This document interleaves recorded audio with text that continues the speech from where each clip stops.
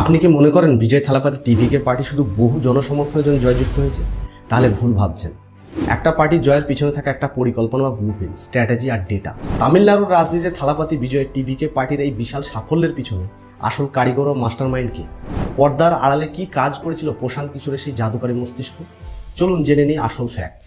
ভারতের নির্বাচনী স্ট্র্যাটেজিস্ট হিসাবে প্রশান্ত কিশোর বা পিকের সাকসেস রেট আকাশছোঁয়া। মোদি থেকে মমতাজি সবার হয়ে তিনি বাজিমাত করেছেন।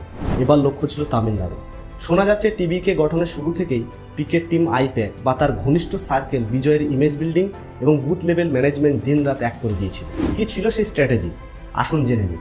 1. বিজয়ের ফ্যান বেসকে শক্ত করে ভোট ব্যাংকে রূপান্তরিত করা। 2.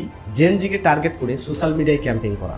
এবং 3 নম্বর সবচেয়ে গুরুত্বপূর্ণ, ডিএমকে ও এআইএডিএমকে এর বাইরে একটা ক্লিন থার্ড অপশন হিসাবে বিজয়কে তুলে ধরা। তামিলনাড়ুর ভোটাররা সবসময় একজন আইকনিক নেতা খুঁজেন। পিকে ঠিক সেই আবেগকেই কাজে লাগিয়েছেন। বিজয়ের ব্যক্তিগত কারিশমা আর পিকের ডেটা ভিত্তিক রাজনীতির রণকৌশল মিলেমিশে এক হয়ে টিভিকে পার্টি আজ বিধানসভায় অপ্রতিরোধ। অ্যানালিটিক্সদের মতে পিকের ব্লুপ্রিন্ট ছাড়া প্রথমবার লড়াইয়ে এত সিট পাওয়া প্রায় অসম্ভব ছিল। আপনার কি মনে হয়, প্রশান্ত কিশোর ছাড়া বিজয় কি এই জয় পেতেন, নাকি সবটাই বিজয়ের স্টার পাওয়ার? কমেন্ট আপনার মতামত জানান আর লাইক সাবস্ক্রাইব অবশ্যই করবেন।